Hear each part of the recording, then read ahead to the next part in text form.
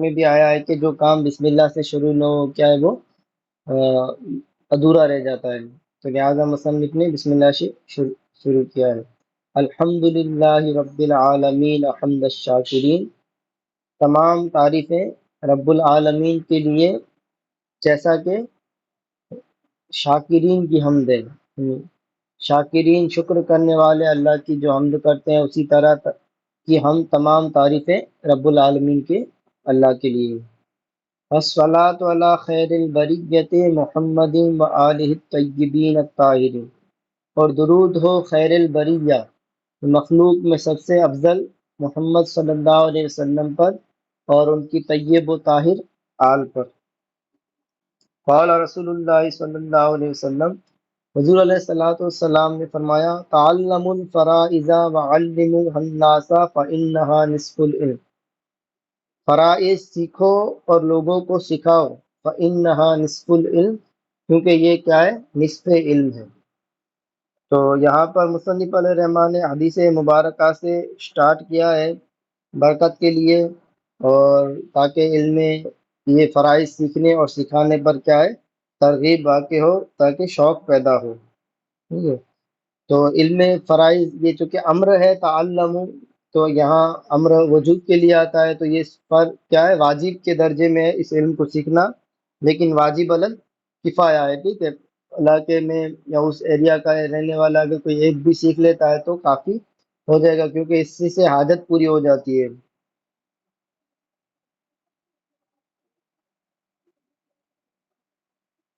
تو لفظ فرائض ذکر ہوا ہے، تو فرائض یہ آپ کو پہلے بھی بتایا گیا تھا کہ فریضہ کی جمع ہے، جس کا معنی ہوتا ہے متعین حصہ۔ چلیے آگے دیکھیے۔ قال علماؤنا رحمہم اللہ تعالی، ہمارے علماء رحمہم اللہ تعالی نے فرمایا، تتعلق بطریقۃ المیت حقوق اربعۃ مرتبۃ، میت کے ترکہ کے ساتھ چار ترتیب وار حقوق متعلق ہوتے ہیں۔ یہ چار ترتیب وار حقوق متعلق ہیں۔ جب بھی کوئی آدمی، کوئی شخص مرتا ہے اور جو چیز چھوڑتا ہے، ترکہ چھوڑتا ہے، تو اس کے ساتھ چار حقوق ترتیب بنے، ایک کے بعد ایک، اس طرح سے چار ترتیب اور حقوق ظاہر ہو جاتے ہیں۔ ٹھیک ہے، اب دیکھیے پہلا کیا ہے؟ پہلا حق کیا ہوگا؟ الاول یبدأ بتقفینہ وتجہیزہ من غیر تبدیر ولا تقتیر، پہلا یہ ہے کہ یبدأ بتقفینہ وتجہیزہ، میت نے جو ترکہ چھوڑا ہے اس سے میت کے تکفین و تجہیز کا ابتدا کی جائے گی، اس میں اس کے ترکے میں سے کیا ہے؟ استعمال کیا جائے گا، اس ترکے سے پورا کیا جائے گا اس کے تجہیز اور تکفین کا خرچ۔ تجہیز یعنی میت کے موت سے لے کر اس کے غسل، کفن، دفن، قبر میں تک کے جو بھی خرچے اخراجات آئیں گے وہ کیا ہے؟ وہ سب اس میں تجہیز میں آ جائیں گے، اور تکفین میں جو کفن وغیرہ ہوتا ہے وہ سب کیا ہے؟ اس میں آ جائیں گے۔ ٹھیک ہے، من غیر تبذیر ولا تقتیر، تبذیر یعنی کیا ہے؟ حد سے بڑے بغیر، اسراف کیے بغیر، ولا تقتیر، اور نہیں کیا ہے؟ کمی کیے بغیر۔ تو تجہیز اور تکفین میں نہ حد سے بڑھا جائے گا، اسراف کیا جائے گا، اور نہ ہی کیا ہے؟ تقصیر کی جائے گی۔ اور یہ جو حد سے بڑھنا اور نقصان کرنا ہے وہ عدد میں بھی ہوگا اور قیمت میں بھی ہوگا۔ ٹھیک ہے، تو جو میت ہے اس کو سنت کفن جو ہے مرد کا 3 کپڑے وہ دیے جائیں گے، عورت کو 5 کپڑے دیے جائیں گے۔ ٹھیک ہے، اور قیمت کے اعتبار سے جو اتنا ہو کہ مطلب وہ جو اپنے احبا اور عزیزوں کے درمیان حیاتی میں پہن کے جاتا تھا، تو اتنا ہو، جو ایسی اتنی قیمت کا اس کو کفن وغیرہ دیا جائے۔ ٹھیک ہے، تو یہ تجہیز و تکفین کا سب سے پہلا خرچ جو میت ترکہ چھوڑے گا اس میں سے پہلے پورا کیا جائے گا۔ ہاں اگر یہ ہے کہ بھئی اگر میت کا ترکہ تھوڑا ہے اور وارثین زیادہ ہیں، تو کفن کفایت پر بھی اکتفا کیا جائے گا، جو مرد کے لیے 2 ہیں، ازار اور لفافہ، اور عورت کے لیے لفافہ اور اوڑھنی اور ازار یا کفنی دونوں میں سے کوئی بھی ہو، 3 کپڑے، تو اس پر بھی تفصیل چاہیے۔ بلا ضرورت کفن ضرورت کا استعمال نہیں کیا جائے گا۔ اور اگر سمجھیے کہ اس کے پاس ترکہ ہے ہی نہیں، یعنی اس نے کچھ چھوڑا ہی نہیں ہے، یا پھر اس کے پاس اتنا نہیں ہے کہ کفن دفن کا خرچہ پورا ہو، تو میت کا جو یہ کفن دفن کا ہوگا خرچہ، یہ اس پر ہوگا جس پر زندگی میں اس کا خرچہ پانی ہوتا ہے، ٹھیک ہے، اس کا زندگی میں جس پر خرچہ پانی ہوتا ہے اسی پر ہوگا۔ اور شوہر پر عورت کا ہوگا تو عورت کے ساتھ کیا ہے، اور کیونکہ شوہر پر عورت کا مطلقاً خرچہ ہوتا ہے تو عورت کے ساتھ یہ حق تجہیز و تکفین والا نہیں آئے گا، ٹھیک ہے، کیونکہ وہ مرد اپنے سے ہی ادا کرے گا۔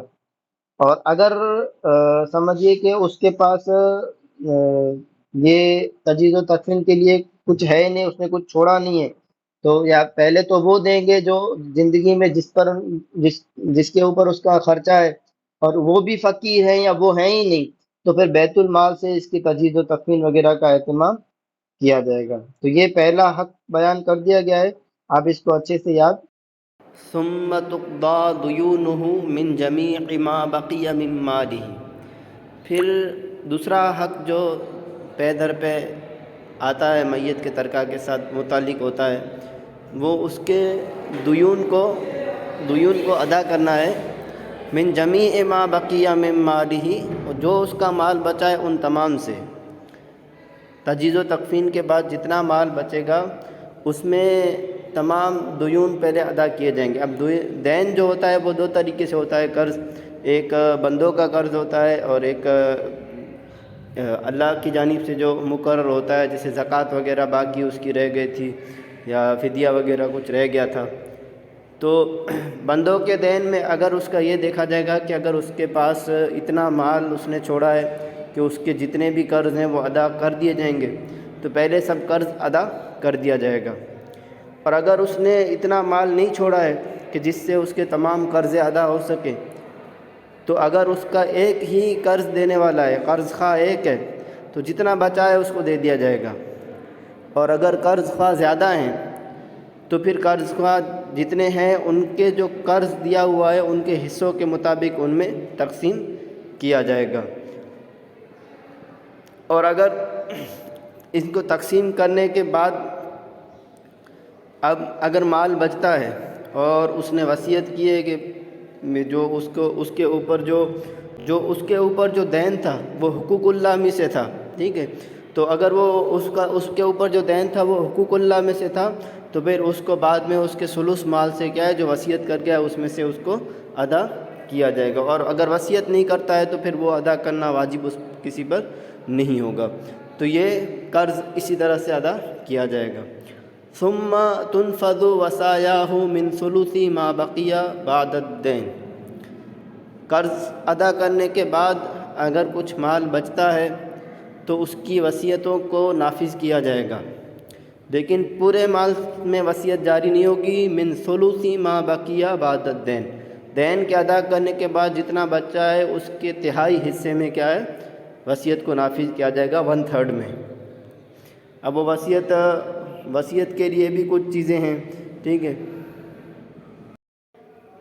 وصیت دیکھیے 1/3 مال سے زیادہ میں وصیت کرنا جائز نہیں ہے، 1/3 مال سے زیادہ میں وصیت نہیں کر سکتا ہے، اگر کر دی تو وہ نافذ بھی نہیں ہوگی، تو یہ نافذ نہیں ہوگی۔ اور وارثوں کے لیے مطلقاً وصیت کرنا درست نہیں ہے، اور وارثین کے لیے اگر وصیت کرتا بھی ہے تو وہ نافذ نہیں ہوگی۔ اب چوتھی اور آخری وصیت پورا کرنے کے بعد جو مال بچے گا، تو ثم یقسم الباقی بین ورثتہ بالکتاب والسنۃ واجماع الامۃ، پھر باقی جو بچے گا وہ ورثہ کے درمیان تقسیم کر دیا جائے گا، وہ ورثہ جن کا حصہ کتاب، سنت اور اجماع امت سے ثابت ہوتا ہے، جن کی تفصیل انشاءاللہ ہم آگے پڑھیں گے۔ دیکھیے آج کا سبق میں پھر سے پڑھا دیتا ہوں۔ فَيُبْدَأُ بِأَصْحَابِ الْفَرَائِضِ، میت کی تجہیز و تکفین میں اس کے چھوڑے ہوئے مال میں سے خرچ کرنے کے بعد، اس کے دیون ادا کرنے کے بعد 1/3 میں اس کے وصیت کو نافذ کرنے کے بعد جو بچے گا وہ وارثین میں تقسیم کیا جائے گا، ٹھیک ہے، وارثین جن کا حصہ قرآن، حدیث اور اجماع سے ثابت ہے۔ اب ان وارثین میں سے فیبدأ باصحاب الفرائض، ابتدا کی جائے گی اصحاب فرائض سے۔ اصحاب فرائض کون ہیں؟ وَهُمُ الَّذِينَ لَهُمْ سِهَامٌ مُقَدَّرَةٌ فِي کتاب اللہ تعالی، اللہ کی کتاب میں یعنی قرآن شریف میں جن کے حصے سہام مقدرۃ متعین حصے ہیں، وہ کیا ہے؟ اصحاب الفرائض ہیں۔ ثم بالعصبات من جہت النسب، پھر نسبی اسبات ہیں، اسباء نسبیہ جن کو کہتے ہیں، ان کو دیا جائے گا، یعنی اصحاب فرائض جن کے حصے متعین ہے، جیسے بیٹی، ماں، ٹھیک ہے، اسی طرح اخیافی بہن، تو ان کے حصے دینے کے بعد اگر بچ جاتا ہے تو پھر اسباء نسبیہ کو دیا جائے گا۔ اسبا کون ہوتا ہے؟ والاسبۃ کل من یاخذ ما ابقته اصحاب الفرائض وعند الانفراز یحرز جميع المال، اسبا ہر وہ ہوتا ہے جو کیا ہے؟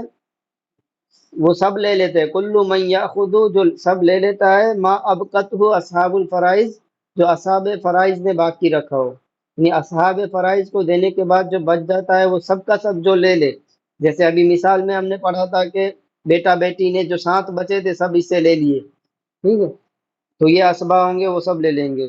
وعند الانفراد یحرز جمیع المال، اور تنہا ہوں گے تو سب کا سب کا مال چلے جائے گا، جیسے اس میں ان کی میت کی بیوی تھی تو بیوی کو 8واں حصہ مل رہا تھا، پھر بیٹا بیٹی اسبا تھے تو سب لے رہے تھے، اگر بیوی نہ ہوتی میت کی تو صرف بیٹا بیٹی ہوتے تو سارا کا سارا مال وہ کیا ہے؟ بیٹا اور بیٹی لے لیتے، ٹھیک ہے، تنہا ہوتے تو۔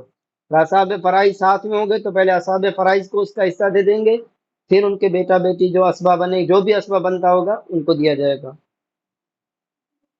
اگر اسبا نسبیہ نہ ہو، ٹھیک ہے، تو ثم بالعصبۃ من جہت السبب، پھر جو اسبا سببیہ یعنی سبب کے جہت سے جو اسبا بنا ہے اس کو دیا جائے گا۔ سبب کے جہت سے کون اسبا بنتا ہے؟ وہوا مولا العطا، اور وہ مولا عطا کا ہے، جس کو ہم نے خلاصۃ الفرائض میں صبح میں پہلی گھنٹی میں پڑھ لیا ہے، ٹھیک ہے۔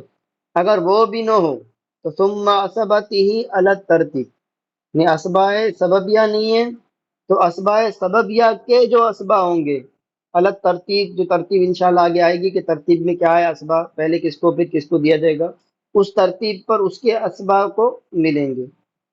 یہ بھی نہیں ہے یعنی اسباء نسبیہ نہیں ہے، اسباء سببیہ نہیں ہے، اس کے بھی اسبا نہیں ہے، تو پھر ثم الرد علی ذوی الفروض النسبیۃ بقدر حقوقہم، پھر جو اصحاب فرائض تھے، ٹھیک ہے، ان میں جو اصحاب فرائض نسبیہ ہیں ان کو کیا ہے؟ لوٹا دیا جائے گا، یعنی مثال کے طور پر اصحاب فرائض کو ہم نے مال دیا اور کوئی اس کا اسبا نہیں ہے اور پھر بھی بچ جا رہا ہے، تو پھر واپس ان کے جتنے حصے تھے اصحاب فرائض کے، ان حصے کے مقدار واپس ان کو دے دیا جائے گا بقدر حقوق کے، ان کے حقوق کے مقدار پہ، ٹھیک ہے۔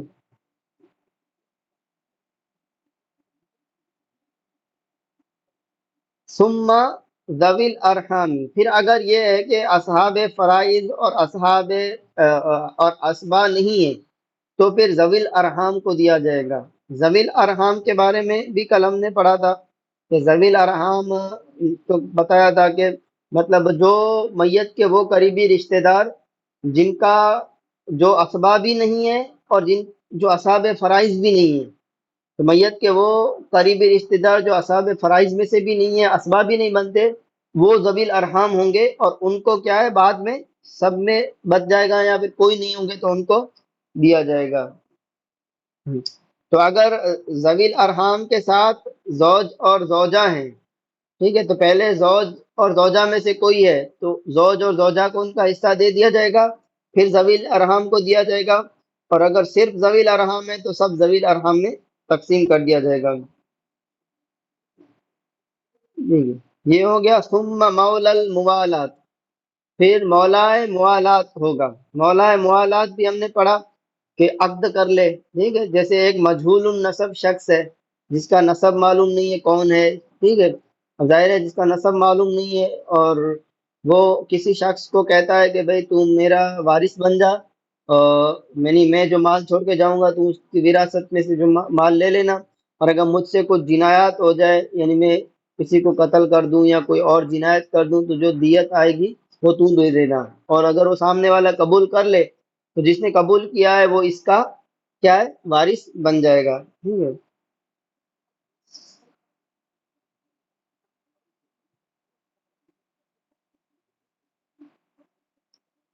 ثم المقر له بالنسب على الغير بحيث يثبت نسبه بإقراره من ذلك الغير إذا مات المقر على إقراره۔ اب اس کو سے مقر لہو، مقر یعنی اقرار کیا گیا ہو، ٹھیک ہے، لہو جس کا، یعنی جس کے لیے اقرار کیا گیا ہو، کیا، بن نسب علی الغیر، غیر پر نسب کا، یعنی جس شخص کے لیے دوسرے کی پر نسب کا جس شخص کے لیے اقرار کیا گیا ہو۔ اس کی صورت یہ ہے کہ جیسے کوئی شخص ہے، وہ یہ کہتا ہے، کسی شخص کے لیے دعویٰ کرتا ہے، ٹھیک ہے، کسی دوسرے کی نسب کا، جیسے کوئی شخص ہے وہ کہتا ہے کہ فلاں جو زید ہے، وہ زید کیا ہے، میرا بھائی ہے، ٹھیک ہے۔